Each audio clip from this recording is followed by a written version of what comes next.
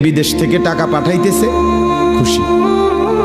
ছেলে বিদেশ থেকে টাকা টুকা ঠিক মতো দেয় না বা কামাই রোজগারি কম, জিজ্ঞাসা করবেন কেমন আছেন, কি এর বালা, আমরা আর বালা কি, হ্যাঁ কি সমস্যা কি তা চাচা, এ ফোলাগারে কত ঋণ ফিন কইরা সুদে টাকা নিয়া কিস্তিতে টাকা লইয়া বিদেশ পাঠাইছি, তেয়ন টাকা পয়সা পাঠায় না, আর বালা কি। তাহলে উনি দুঃখী কেন, টাকা নাই,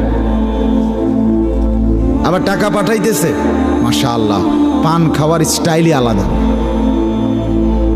চা খানার ঢংই আলাদা, কথাবার্তার স্টাইলই ভিন্ন। কেমন আছেন, আসি আল্লাহর রহমতে, আপনাকে দোয়ায়, 10 জনের দোয়ায় আল্লাহ ভালোই রাখছে।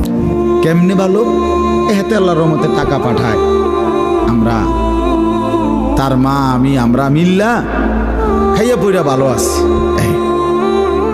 তাহলে ভালো